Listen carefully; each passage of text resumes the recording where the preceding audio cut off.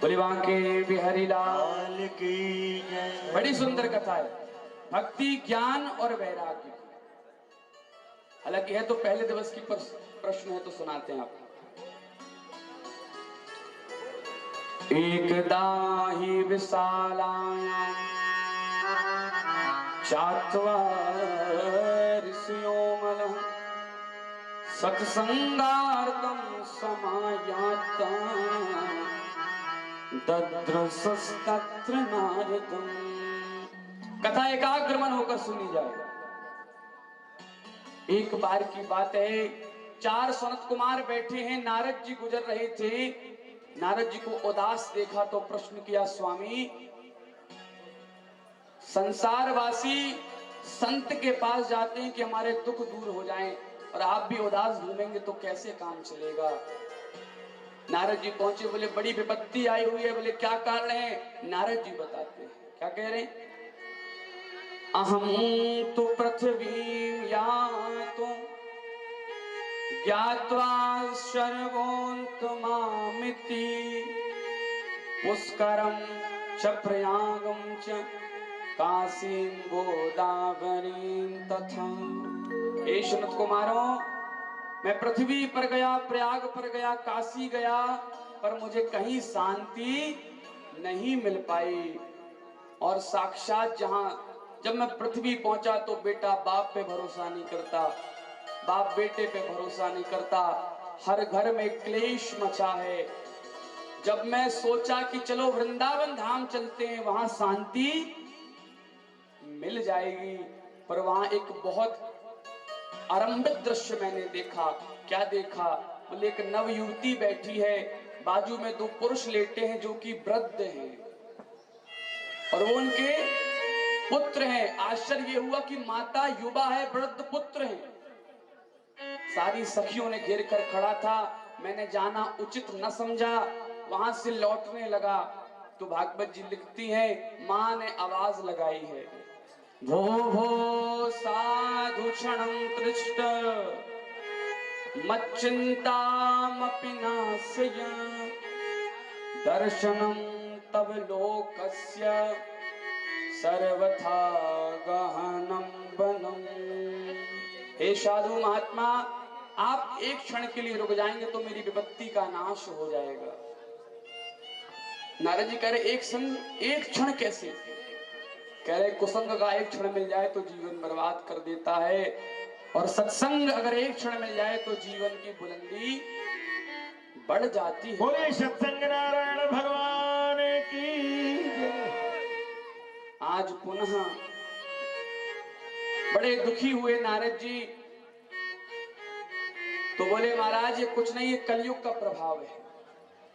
बोले आप हैं कौन? तो माता बता रही है कि मेरा नाम क्या है? अहम तू, मेरा नाम क्या है? अहम भक्ति ऋतिख्यात इमौ में तनयो मतो। और ये जो पुरुष लेटे हैं कौन है? बोले ज्ञान वैराग्य नामानो काल योगेन जलचरो। इन्होंने मेरी बात नहीं मानी तो कलयुग के प्रभाव से ये वृद्ध हो गए। वृद्ध माने ज्ञान और वैराग्य लुप्त हो गए। भक्ति युवा थी क्योंकि भक्ति छाई हुई थी संसार में, ज्ञान और वैराग्य चला गया। इनको भी युवा करना वाला संसार का क्या होगा? नारद जी कह रहे चिंता मत करो, मैं इनको वेद पढ़ाऊंगा तो ये युवा हो जाएंगे। वेद वेदांत भूतश्च गीता पाठर मुहुर्मुहुः।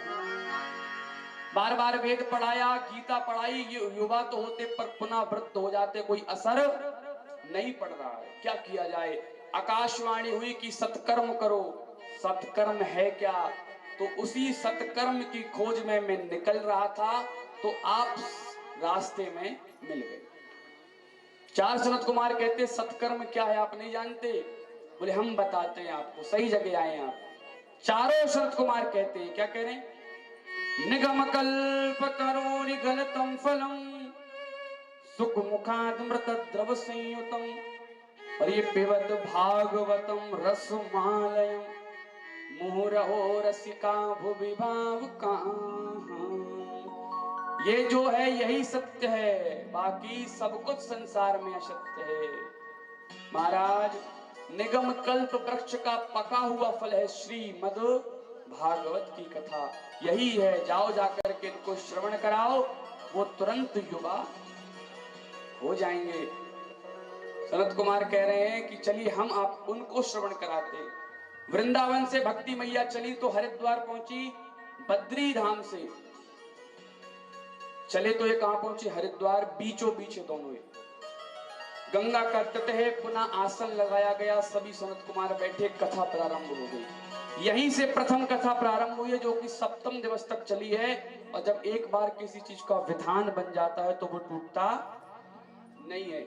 सदियों से परंपरा, सुखदेव जी ने भी कथा सुनाई तो 7 दिन तक ही सुनाई, क्योंकि परंपरा प्रकट तो हो गया। कथा प्रारंभ हुई, जैसे ही सप्तम दिवस हो गए तो जो ज्ञान और वैराग्य थे वो युवा हो गए। भक्ति मैया दोनों को लेकर के नाच रही है, झूम रही है। भागवत कहती है, भक्ति सुतौ तौ तरणो गृहीत्वा, भक्ति सुतौ तौ तरणो गृहीत्वा, प्रेमई कुरूपा सहसा विरासी।